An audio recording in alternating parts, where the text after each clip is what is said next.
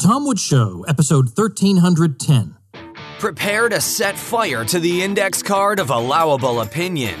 Your daily dose of liberty education starts here. The Tom Woods Show. Folks, guess what? I've got another free ebook available. This one is called Our Enemy, the Fed. Fact and Fiction About the Federal Reserve and the U.S. Economy. So when your friends try to tell you the Fed is a stabilizing force and why we don't want to have the panics of the 19th century again, well, you'll be able to smash them rhetorically.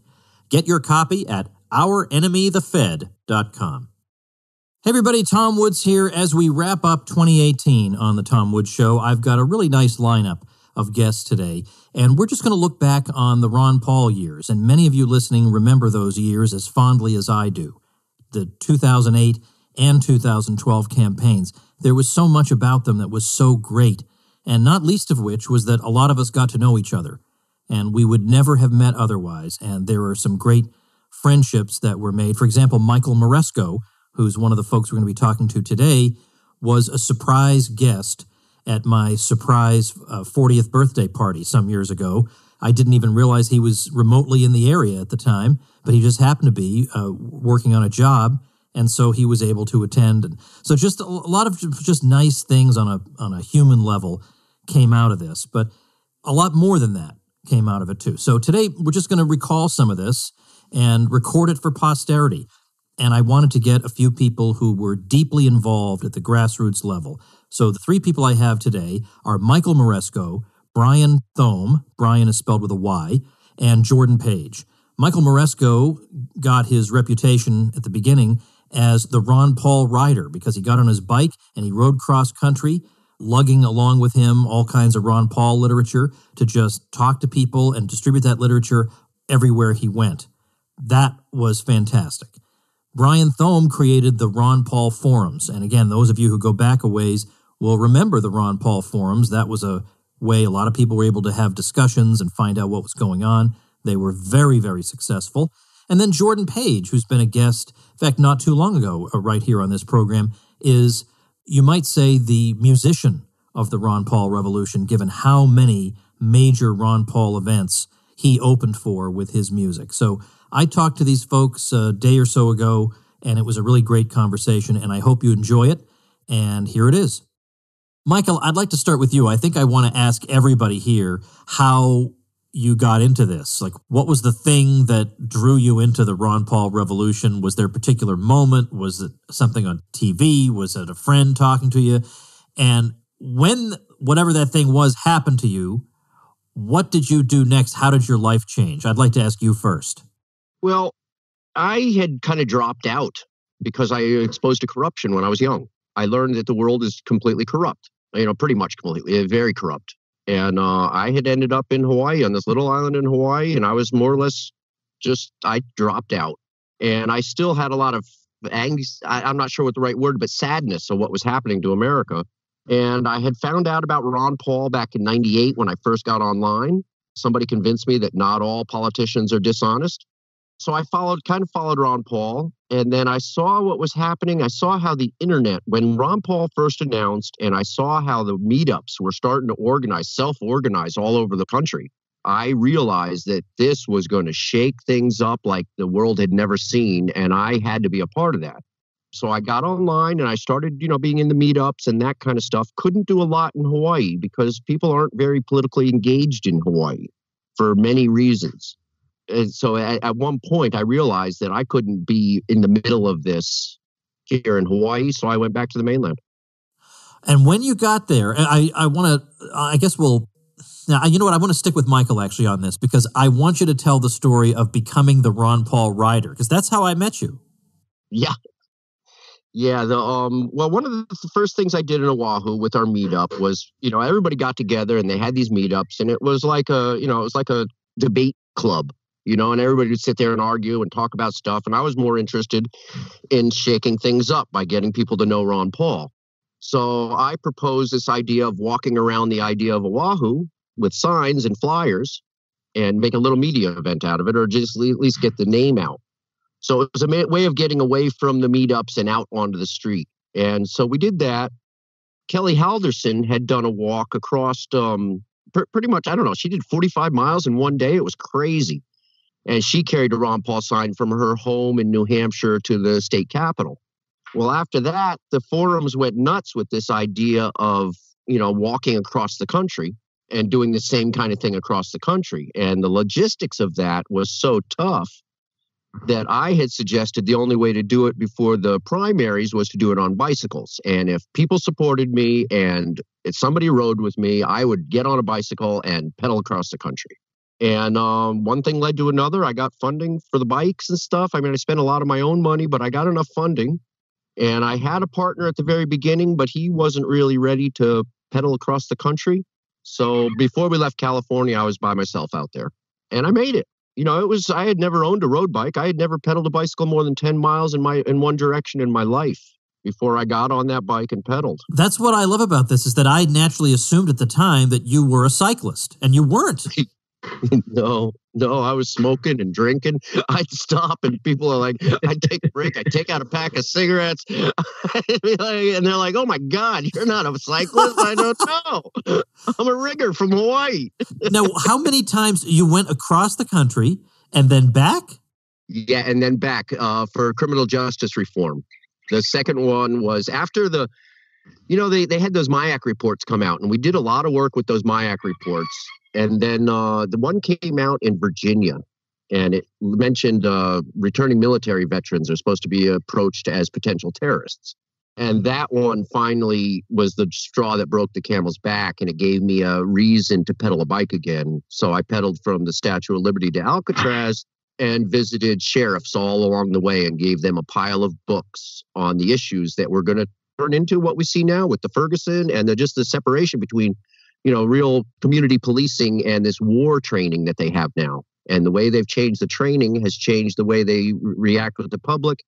And it turned into what we see now.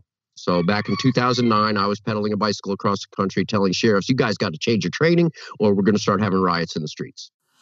I got to say one quick thing. I'm going to post on the show notes page, tomwoods.com/1310, the photograph of you riding alongside Dr. Paul himself. And I want to get to the other gentleman in a minute, but can you tell me exactly how it came about? Because as I recall, you also rode your bike by the Mises Institute. So that was how I got to meet you. But you rode by Dr. Paul's house, and somehow it was arranged that you would ride with him. How did that come about? What I had done was when you're planning a route, it's like, well, where do I go? What do I do? And part of it was I said, well, I'll pedal through Ron Paul's hometown, just as a waypoint on the trip. And when they found out I was pedaling through, Bruce Bullock, who was running the meetup down there and was personal friends with the Pauls, he told them that I was going to be there and arranged to, I got picked up. I got put up in a hotel and I got up in the morning and he says, come on, we're going to go meet somebody. And we went to the Paul's house. We had coffee and breakfast. And then he got on the bike and rode with me. It was very, very surreal for me. Yeah, that must have been. And I remember when you came to the Mises Institute, for some reason, as you came in, I was on the phone with Dr. Paul. And I said to him, guess who just sauntered in here? And you said hello to him. Anyway, just a fantastic memory. All right, let's go over to Brian, because he's also so far unknown to my audience, at least from the point of view of having been on in the past. You started the Ron Paul forums, so obviously that's a major commitment. How did you get into this whole thing? Well, Tom, my story with Ron Paul actually started in 2004, and I was kind of more of a traditional Republican at the time, but was then getting very concerned about the military spending and the war. It's just going on. And so as that election was approaching, I started doing more research, and through my research, I kept running into this guy, these papers from Ron Paul, and so it's like, first time you don't think much about it, second time, third time, it's like, all right, this guy's getting my attention. So then I actually started delving into more research, found out that there was actually a grassroots campaign to get him to run for president in 2004. And I signed that petition. So I actually got on in 2004 with Ron. And then when he announced in 2007, and it was that one video that dropped, it just got to me, at the heart. And I just knew I got to get involved and do something. So I did. And so as the meetup sprung up, there was the Houston meetup, and I went to the first one, and Josh Lowry was there as well. And during the course of discussion in the meetup, he said, hey, we got to start a site, for our group. And I said, basically said, well, hey, let's just start one in general. And, he said, okay, well, let's have a forum. And it's called Ron Paul Forums. So we got together, basically. He actually kicked it off. And, I became the second, with him. I actually later acquired all of the rights from him, but that's what really got everything off the ground. I remember the Ron Paul forums very well from those days, and it's actually hard to get forums to get a lot of people posting. I see a lot of forums where the last post is from 3 years ago, and it's very, very difficult to generate activity. It's easier to generate it on a social media platform where everybody is already congregating, but to get them to modify their internet pattern such that they're on frequently enough to sustain lengthy discussions, that's a feat in itself. In other words, that's really, really rare to make that kind of thing happen. Was this something you had any experience with, or you just thought, look, I can do this, and this is a contribution I can make to the movement?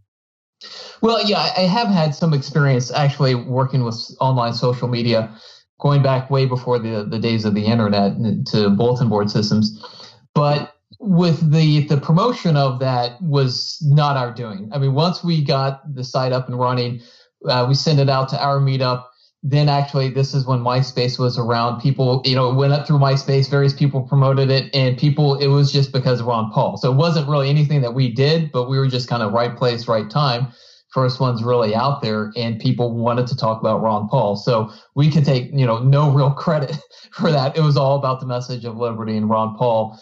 And people coming together to support him. Yeah, absolutely. All right, let's go over to Jordan. Now, people are more familiar with you. I've had you on several times, and you've performed at who knows how many Ron Paul and Liberty events. But again, when exactly did you emerge onto the Ron Paul scene specifically? What was that first event, and how did you get to be part of it? Well, the first event that I had with Dr. Paul was the Revolution March. Oh, that was the first one in 2008. In 2008, it was right in front of the Capitol on the National Mall, 15,000 people. This was my very first event. I mean, I was playing in bars, okay? I mean, I was like a club musician, some theaters and whatnot, but mainly playing, cover songs with a few of my originals mixed in for drunk people who could care less whether I was there or not. And I had an experience at the end of 2006. It was really divine intervention. I wrote this song Pendulum in the middle of the night. It was 3:00 in the morning on December the 1st of 2006, and did not understand the references in the song. It was like somebody else had written it and given it to me in the middle of the night. And I played the song for a big audience I had at the Ramstead on stage in Annapolis, Maryland. And I got a standing ovation for that song, just for that song. And so it was like I had this moment where, the Excalibur coming out of the stone moment where, the light comes down. It's like, these people understand what this song is about. It's time for you to understand, Jordan. And so I went headfirst into research and into the information war and down the rabbit hole. I mean, I'm sure a lot of people listening have had that experience in some form or another. And I spent the next year, all of 2007, writing songs, anti-war songs, anti-corruption songs. I didn't even know who Ron Paul was until the very beginning of 2008, January 2008. I saw an advertisement for the Revolution March, and I had been in touch with Gary Franchi, who's now the anchor of the Next News Network, but he was with Restore the Republic then. And I sent him the song Pendulum that I had recorded. And Pendulum had been getting some airplay on XM radio all over the world, and I was getting a lot of traction with that song. And Gary is the one that booked me for the Revolution March. And I started learning about, what it was all about and about Ron Paul. And I showed my wife, and we were not Republicans. We were, both raised in Democratic households. And I said, you got to see this guy, Ron Paul. And she was like, oh, he's a Republican. I don't want to listen to that nonsense. And I was like, no, you really got to listen to him. And when we both listened to him, we both had the aha moment. Wow, this is the guy, and we really need to be part of this. And so I showed up at the Revolution March completely green, had no idea what I was getting into. And I saw that there's this huge movement of people behind this man. And I got a chance to meet him that day. And there's a great picture of me with him wearing a shirt that says "Arrest Cheney first." I always loved that picture of me and him. But then over the next couple of years after the Revolution March, I would always end up at these events with him, not on the campaign trail, just at Liberty events. And they would always put me as the opener for him to get everybody all riled up before he would come on. And that sort of became my role. And then around 2010, he and his group started inviting me to do events specifically. I did, Freedom Watch with the Judge Knapp, and Ron was the keynote speaker. That was at Ohio State. That was a live taping with like 2,000 people. And I started playing these massive events with people that knew the words to my songs, because, the Ron Paul movement really propelled me into the spotlight. And I guess I was just writing songs that made sense to them. And there's a song I wrote called Liberty that I felt really encapsulated a lot of the message. And I wrote a campaign song for Dr. Paul in 2011, 2012. And I don't know how many events I did. It was several dozen, but it was a wild, wild ride. And his campaign continued to bring me out to play for these big crowds. And I've continued to tour and do concerts for him ever since. You mentioned the Revolution March. That just brings back some interesting memories to me. First memory is that it was about 237 degrees out that day. Yes, it was. Unbelievable. You got to be kidding me here. And no water. There was no water to be found anywhere. It was horrible.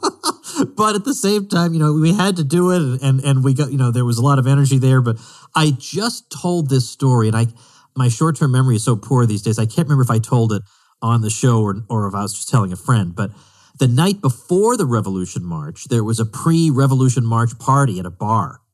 And I had the good fortune of actually being out for dinner with Dr. Paul that night before the Revolution March. And so I mentioned to him, there's this pre-March party going on right in town. And it was about 10 p.m. at the time. And I said, wouldn't it be amazing if you just spontaneously showed up there? No one would expect that. And he jokingly, being the elderly gentleman, he said to me, "Are people still awake at this hour?" Yes, they are. So he actually agreed to do it.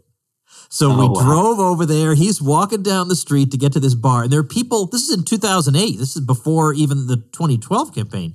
He's walking down the street, and people who are not even part of our thing are saying, "Hey, that's Ron Paul. Hey, I think that's Ron Paul." It was unbelievable. And then we got there. People lost their minds when he walked into that bar, took a megaphone, and started talking. They could not believe he was there. That's one thing. Another thing I want to say before we go on is, you mentioned Gary Franchi, and in the 2012 campaign, he and I worked together on something called the Revolution PAC, a super PAC, right. And we made some ads, not campaign approved, of course, because we were with a super PAC, but I made an ad. I wrote it, and then we had amazing people animate it that aired on CNN a number of times.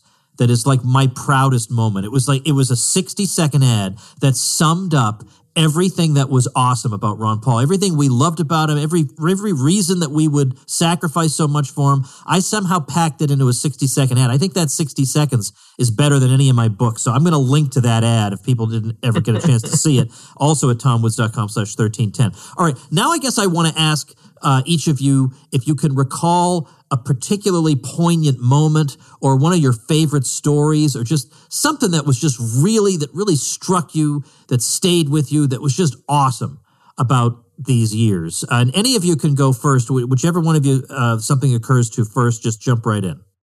This is Michael. I remember the Ames straw poll ad as being some of the most amazing online collaboration, online crowdfunding. We really pioneered that whole way of doing politics. And the way the crowdfunding, the way it all came together in 24 hours and the online collaboration, it really solidified, how powerful the internet was going to be in elections going forward. And I think Brian can speak to the backside of that event as well when we put together the Ames straw poll ad. It was just an amazing, it happened so fast. Everybody just got together, agreed on the copy and everything, and we put this together. Brian, I bet you can speak on this as well. Well, actually, I can't speak as much as I should because I was in Iowa that whole week. And so this was one of the big things that I had going on. we had traveled up to Iowa to be there for the debate and stayed there through the straw poll. And that's when all that happened. And so I was kind of getting reports, hey, people are doing this and this is happening on the forum. And I kind of get in there and do what I can. But I'm all boots on the ground. We're following Ron Paul's campaign around Iowa for a whole week. I'm there worried about, producing videos and doing different things. There's some interesting things came out of that. But kind of segue into what I thought was a really important moment was that straw poll. And, Ron Paul didn't, come in as high as he could, but it was an amazing event. I was did a lot of video from that. And so afterwards, it's like people were all down. It's like, oh, this is bad. And so I was like, okay, I got to put together a video. And so I was doing a lot of video work. And I said, just to show how great this video was. And so as we're writing back, I'm working on my computer and, putting, editing this video together. And afterwards, I thought, it came out very well. It's one of my proudest videos because it just really highlighted the energy and everything that was going on there and the greatness of everything. Kind of an interesting side note, too, from that ride back, the Granny Warriors were coming back with us to Texas in tow. So I was like, I got to get some video of them. So at one point, I'm like, okay, in order to do this right, I got to get in someone's hatchback. And I'm driving down the freeway with holding on to this hatchback to keep it from, flying open while I'm just trying to shoot video with camera in one hand and just trying to make this all, not let myself get killed. And so it all worked out. Actually, that video has made it into the For Liberty movie. If you pay attention, there's a point where the Granny Warriors are introduced and you see the front. So that's where that came from. All right, we got a lot of things. This is a show notes. If you haven't visited a show notes page of the Tom Woods Show this year, this is the one you're going to have to break your streak with, tomwoods.com/1310, because I'm also going to link to the Ames straw poll ad they're talking about, which was a Grassroots generated ad. And then I'm going to also link to the For Liberty documentary, because if you haven't seen that, that really captured, Michael, you're in it. Yeah. And it really captured our feelings of euphoria and our feelings of loss and sadness. It captured it all so beautifully. I just can't say enough about that documentary. And the makers of that documentary came on the Contra Cruise with us last year, I'm happy to say. All right, Jordan, you were telling me through email that you felt like you had a whole bunch of these, awesomeness. So give us one. Well, I'll go to the Ames straw poll too. Only in for 2012, I was invited to come and perform at Ron Paul's tent. So all the different candidates had their own tents, and some of the candidates who will not be named were bribing people. One of them had hired Randy Travis, the country star, to come sing, but their tent was completely enclosed, and you had to show a sticker saying that you had voted for that candidate to get in to see Randy Travis. So it was really, really cheap. But Ron's tent was the best one. He had a big stage, and they were giving out free hot dogs and hamburgers. And he had just, when it was time for him to speak, there were probably close to 2,000 people all around the stage. And they put me on with his grandkids, Matt and Vicky, and we sang a song that a family member had written called "The Ballad of Dr. Paul," and it was a country song. There was a country doctor, and Ron Paul was his name, and it told the story of Ron going to Washington. And so after we did that, I sang the song "The Light of Revolution," which was the campaign song I wrote for Dr. Paul, and that was the last thing that I did before he and Carol came up. And so I sing the song, and people cheer, and then I start to walk off stage, and Ron motions to me to stay on the stage. And he says, I want you up here. And he went to the microphone and he said, I want to thank Gordon. He called me Gordon. Oh, no. He said, I want to thank Gordon for that wonderful song. And I've always said the revolution needs two things, young people and music. And he's provided the music. And here all of you are. And then he basically just invited me to stay on stage with him as his entire family came up, including Rand and all of his grandkids and all of his great-grandkids. And so it was the entire Paul family and Jordan Page on stage. And I felt so honored by that. I didn't even know what to say. I'm like, is this even happening to me right now? Am I imagining this? And that was just huge. It was a huge crowd. It was live on C-SPAN and a couple of other networks. And I was very, very moved. He didn't have to do that. He's really just a genuine person. I was invited to perform at his home in 2013, and that was really a beautiful experience. My wife and I went down and spent some time with his family and Lou Rockwell and Judge Napolitano and some other people, and that was, and I believe you were there too. I was Tom, there. Yep, I was there. Yep, and I got to meet Glenn Jacobs, also known as Kane, the professional wrestler. Who apparently was a big fan of mine, and I didn't know. I tried to give him a CD, and he told me he already had it. Like, isn't that great? But Dr. Paul, there were probably a dozen moments where Dr. Paul went out of his way to show me that he was grateful for what I was contributing. There was one time at the in May, it was Cinco de Mayo of 2011, and I was in South Carolina. It was the first night of the debates, and he was only given 90 seconds to speak. That entire debate. And when he did speak, he quoted the golden rule. He quoted Jesus, actually, as an example for how we should have our foreign policy. And he was booed, overwhelmingly booed. And I was at a Tea Party rally down the street, and we were expecting him to come later. And they had brought me down to perform. That was the first time I played the Light of Revolution, the campaign song for him.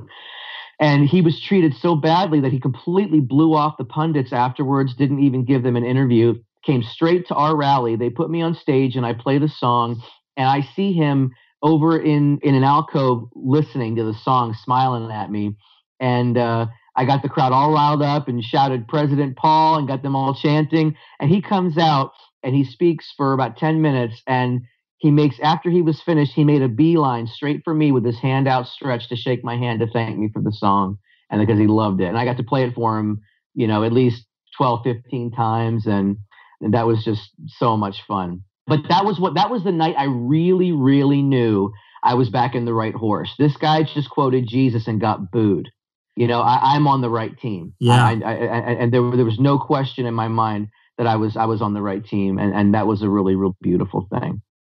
Folks, let's take a quick break. I want to tell you something my daughters have been up to. They have been taking classes on Skillshare, as a matter of fact. My daughter, Regina, has been taking classes on creative writing and story arcs and character creation. She's also been taking courses in psychology. Then my other daughter is getting ready to take courses in art and anime, and they're doing this because they have certain hobbies. But you can use Skillshare to help advance your career, acquire a new skill, start a side business, because almost anything you can think of, like audio editing or entrepreneurship or design or how to use almost any platform under the sun, almost anything you might need to succeed or get a leg up in your profession, you can find a course that will help you at Skillshare. Join the millions of students already learning on Skillshare today with a special offer just for my listeners. Get 2 months of Skillshare for just 99 cents. That's right, Skillshare is offering Tom Woods Show listeners 2 months of unlimited access to over 25,000 classes for just 99 cents. To sign up, go to Skillshare.com/Woods. Again, Skillshare.com/Woods to start your 2 months now. That's Skillshare.com/Woods. Now, in this episode, I'd like to be both a participant and the host, so I'd like to say a little something about my own background here. I actually first heard about Ron Paul in 1993. He was out of office at the time, but I read about him somewhere, and I got one of his books, one of his early books, and I was at a conference where he spoke, so I was able to get my book signed, and I've joked with him since then. I'm sure he vividly recalls that moment when he met me in the book signing line in 1993. But then that was it. I didn't have any contact with him or really get to know him at all till 2007 or 8. But I knew who he was, and I was glad to see that he got reelected to Congress in 96. And I had kind of dropped out of observing politics. Clinton versus Dole was just too much for me to take. I just thought, I just don't care. But I would tune in just to make sure Ron Paul got reelected. I had no idea what he was up to, but I just somehow felt better knowing he was there. Now, in terms of particular memories that stand out to me, there are just so many. The key one to me that told me something. So in other words, when he ran for president, I knew who he was already. And so I knew this was going to be a big deal. I just didn't know how big. But you remember in 2007, this was when I think we first realized our strength. It was right around the time he was starting to win those straw polls online afterward, those debate polls. And there was an event in Iowa that was put on by an Iowan Christian group. I don't remember the name. And then it was co-sponsored by a group called the Iowans for Tax Relief. And they were going to have a tax forum, and they were inviting all the candidates who were running for president on the Republican ticket, except Ron Paul. And I thought, how do you have a tax forum and you don't invite the man who's been named the taxpayer's best friend? Well, obviously they hated him for his foreign policy, and they hated him because he actually did the things that they only pretended to want to do. And so I really made a stink about this.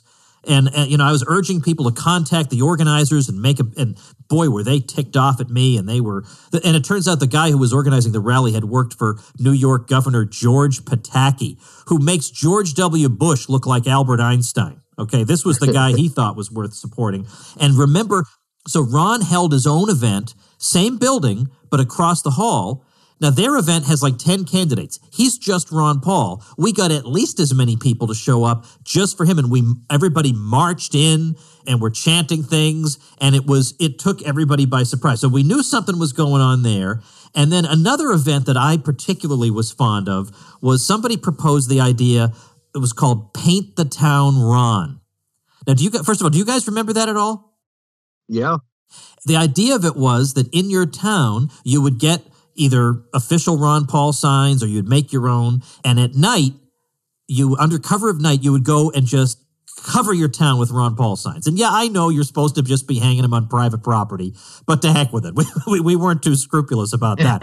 And so we were hanging these signs there. And I was at the Mises Institute at the time, so I was at the Auburn University campus. So we had all these young students who were so excited about doing this. And we were driving around in my bourgeois minivan filled with students and signs and try to avoid the police and whatever. And the next morning, we went around with a video camera to record our accomplishment. I mean, it was everywhere. Google Ron Paul. It was everywhere. And I just thought, nobody was saying paint the town Romney. There was none of that. Nobody cared. So anyway, first of all, if anybody wants to respond to anything anybody said, I want you to feel free to jump right in. But otherwise, I've got more to talk about. Yeah, one thing on that. There was one of the top activists that came out of Austin, and I was talking to her. I said, so how did you get involved? She said, well, I saw a sign that said Google Ron Paul, so I did. That's all she had to say. Oh, so it's like, oh, wow. It's like, okay, it works. That is amazing that works. That is so funny. And then it was probably on the Ron Paul forums where I found out about things like this, but there were people it was Halloween, and somebody had bought the domain ronpauloween.com. And so we're going to give some Ron Paul literature in addition to the candy. Or there was ronpaulmask.com. You could cut it out and go as Ron Paul. I mean, you could not keep up with all the things the Grassroots were doing. And so I guess that's another thing I want to ask. Michael, you mentioned the straw poll ad, but are there other things the Grassroots did? Obviously, the money bombs, that Trevor Lyman had a big hand in, were a major thing. He's raising over $4 million in a day, $6 million in a day for a total outsider candidate.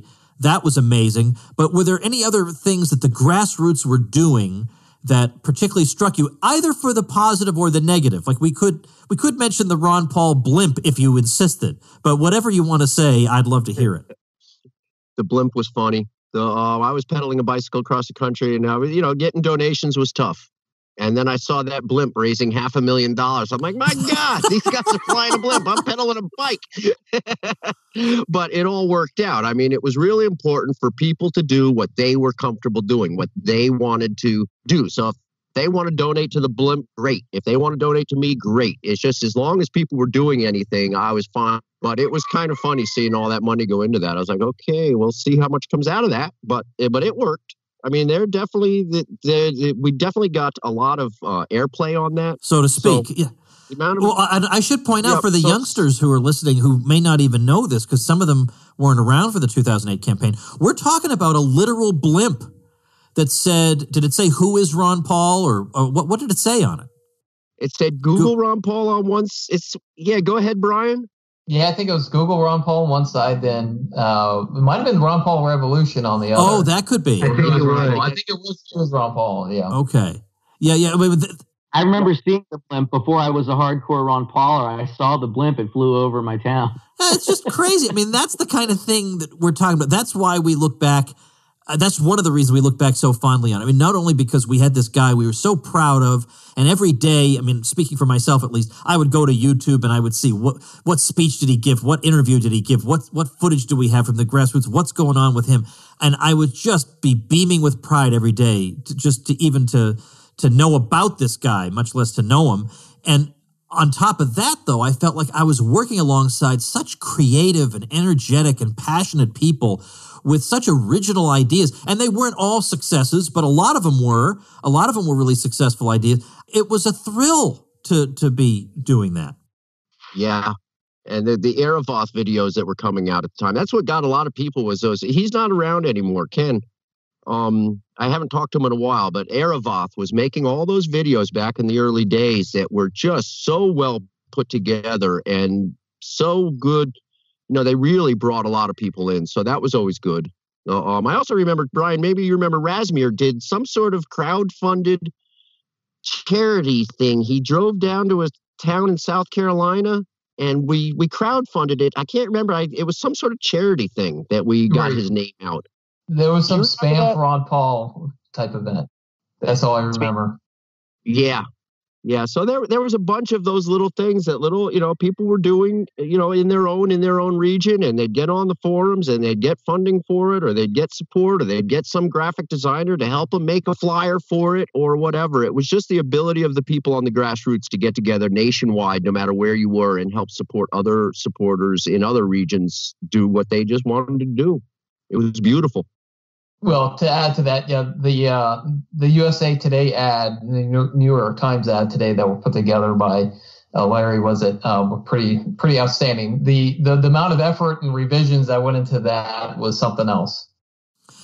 All right, let's see. No, is there anything about it though? Let's be honest here, because even though it was thrilling and fun and really some of the best times of my life, honestly, I mean, for example.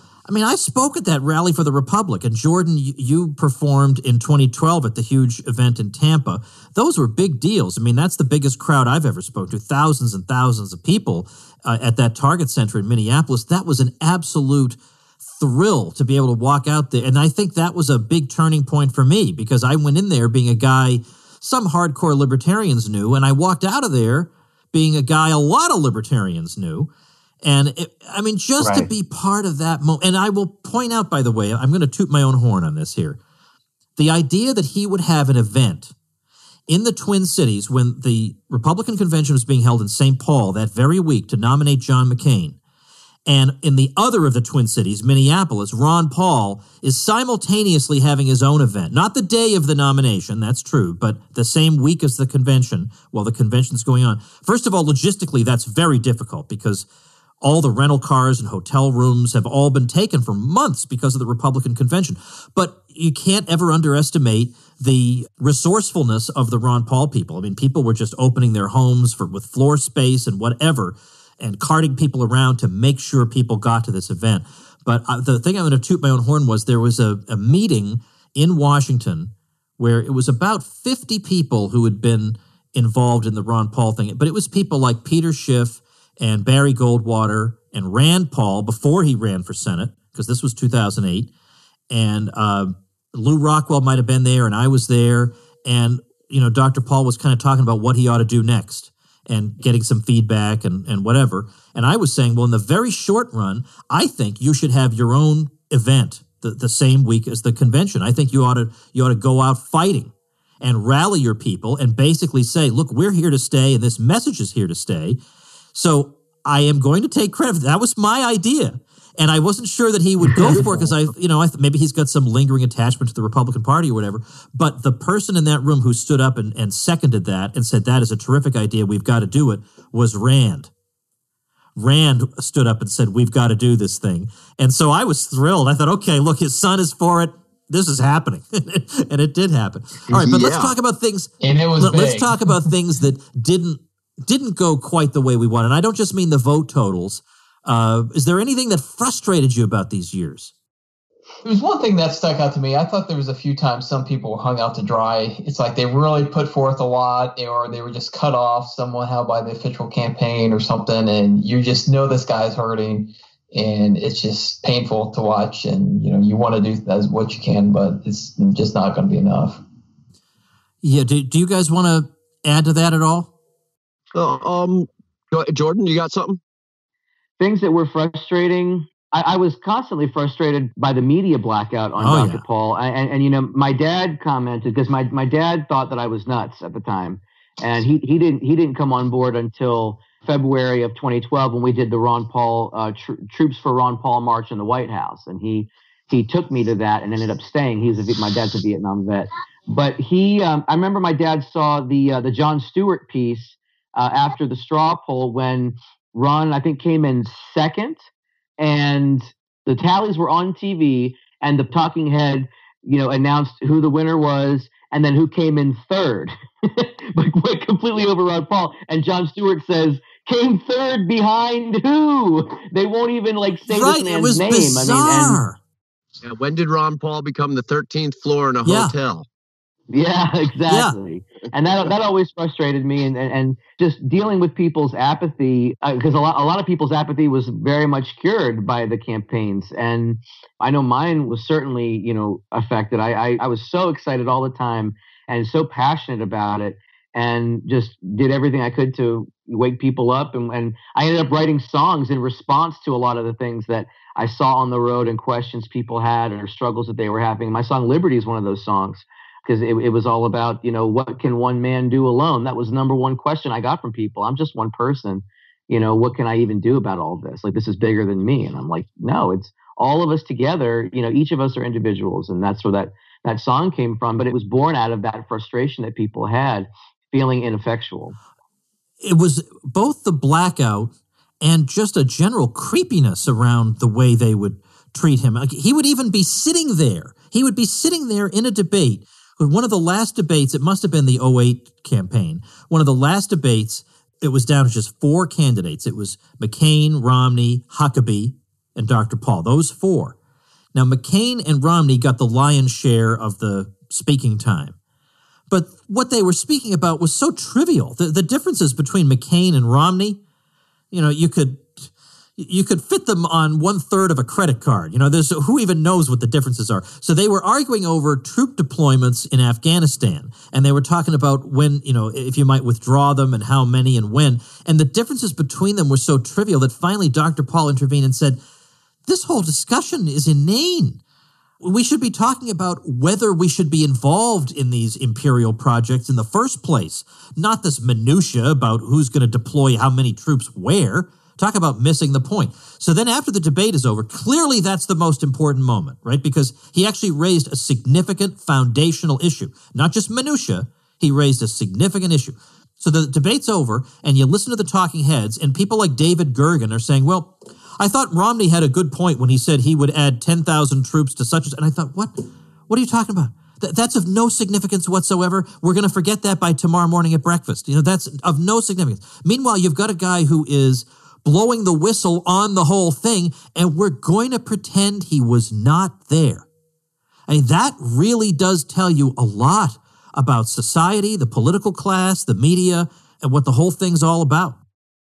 There were a lot of polls that were taken online as well during the debates as to who won. And I remember there was one that clearly Ron Paul was the overwhelming winner, and they discredited their own poll. I think it might have been CNN, discredited their own poll on the air as being rigged by Ron Paul supporters. Because they voted. And that it was... I mean, they actually were not claiming that the Ron Paul supporters had done anything underhanded or had gamed the system in some way or gotten bots. It was simply that we voted. We cared enough to vote. That was it. That was legitimately it. And that was enough to invalidate the poll. Tom, I think actually now that I really think about it, I think one of the most frustrating moments was at the RNC in 2012. I was down there obviously to do the Fight for the Future rally and support Dr. Paul there. But it was the moment that I always call it was the ayes have it, which was when they were voting on the floor and people were shouting no because they wanted Ron Paul, and the ayes have it was already on the TV prompters and ready to give it to Romney. And it was one of those moments that just it's so rigged. It's all that's when I realized so much of it is theater. It's really just theater. Like the eyes have it, and I think that was a moment for a lot of people where they realized like they're pushing an elephant up the stairs in this process, and that the best man for the job wasn't even allowed to speak, and the votes were counted before they were cast. And that was a very frustrating moment for sure. I'd like to maybe start wrapping up and ask you guys what you think about what's become of the Ron Paul revolution in the years since 2012. And it's, well, you know what, I was going to give some commentary, but I don't want to skew what you guys might say. Just any comment at all about that. I'm really stoked with what YAL has morphed into. Some of the things that have been born out of the Ron Paul campaign are timeless and really having a good effect. Well, let me make sure everybody knows that YAL is Young Americans for Liberty. It's the college group, just so everybody knows that.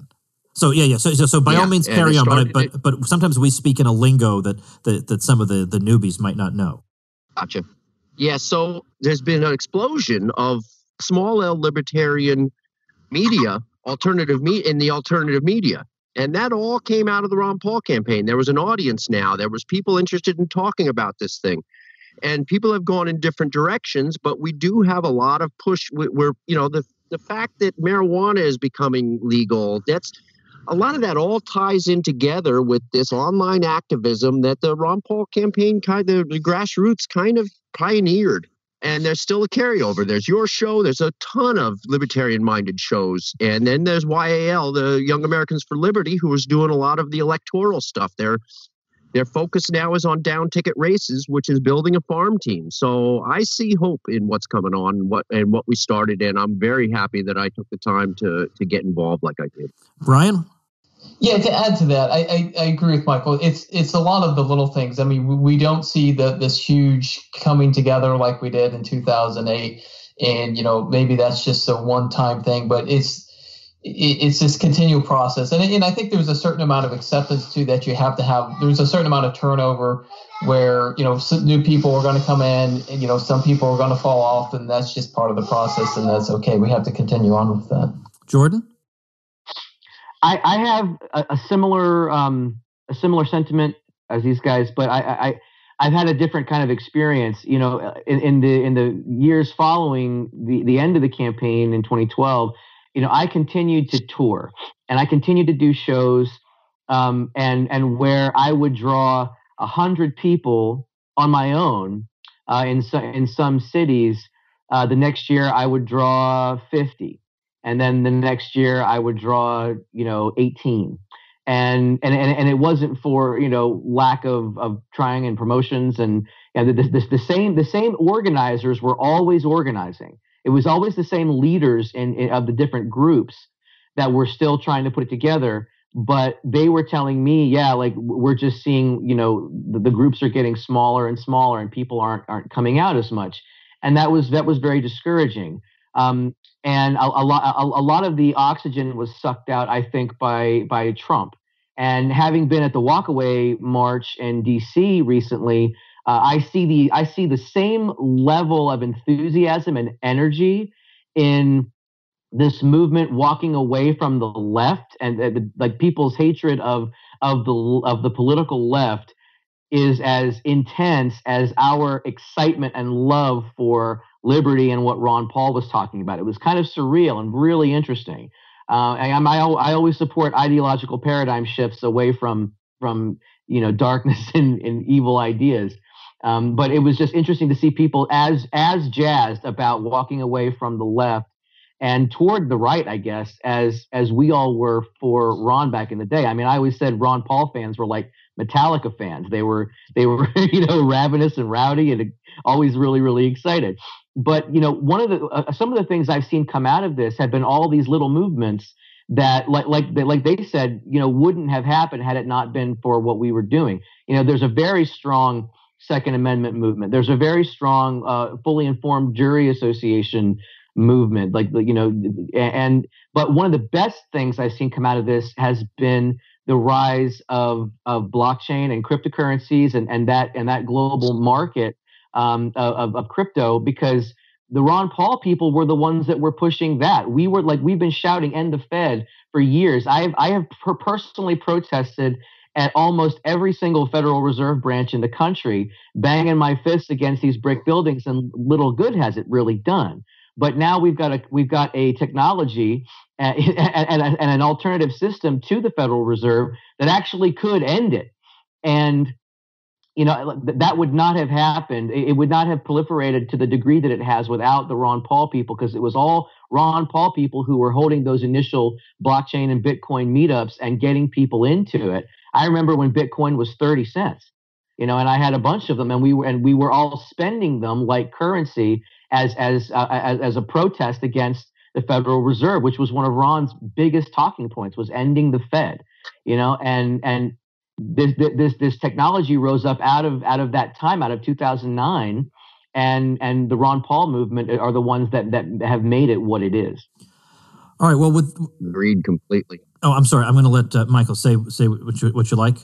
No, I just agree with that. I'm glad Jordan brought up the end the Fed and the crypto, because that really is a great carryover of what we started. So there are pluses and minuses. I mean, I think what I predicted would happen, which was not exactly I had a crystal ball, was that there would be some splintering and some flying apart, because there isn't that same rallying figure that we had before. And he did rally us together, and we had such unlikely people getting to know each other and becoming good friends. And again, that was such a heartwarming part of the whole thing, and we don't see that quite as much anymore, but we're still here. It's funny, when Dr. Paul's book, The Revolution, came out, it was pretty much after the campaign had wound down. And a lot of publishers, when that book was going around, were saying, well, by the time this book comes out in mid-April, or let's say mid-2008, he's going to be out of the race and no one's going to care about him anymore. And not only did people care about him, the book went to #1 on the New York Times bestseller list. So it goes to show that he did something that lasts. And the fact that you and I are even having this conversation shows that he did something that really lasts. So we'll leave it there. My thanks to the three of you. I want people to check all of you out. JordanPageMusic.com, RonPaulForums.com. They are still up and running. So folks, you should go there and give them a nice shot in the arm. RonPaulForums.com. And I will place a link also at TomWoods.com/1310 to Michael Moresco's Facebook, which is where you can find him. Thanks to all three of you. I appreciate it very much. All right, folks, that's going to do it for us for 2018. And this seems like an opportune moment to say thank you. Thank you to everybody for listening, especially my super regular listeners. I really, really appreciate that no matter what the topic is, you say, well, somehow Woods is going to make this interesting. I'm going to listen. And then you turn out and say, geez, doggone it, it really was interesting. I had no idea it would be that good. I appreciate you folks so much. And those of you who make a practice of sharing the episodes on social media and just helping me with, frankly, a non-mainstream program, get the word out to a lot of people. I just can't tell you how grateful I am for that. So that will do it. If you do appreciate the Tom Woods Show and you feel like you got something out of it this year, I hope before year's end you will consider becoming a supporting listener. You get many benefits. Of course, one of them is just knowing that you're helping out. And of course, it includes, but is by no means limited to, membership in my notorious private group. You can do that at supportinglisteners.com. Again, a big thank you to everybody for helping make 2018 a very successful one for the Tom Woods Show. We are now a mere 690 episodes away from the 2000th episode extravaganza. Details to be announced in the coming years. Thanks so much, everybody. Merry Christmas, Happy New Year. We'll see you at the very beginning of January. Become a smarter libertarian in just 30 minutes a day. Visit TomWoods.com to subscribe to the show for free, and we'll see you next time.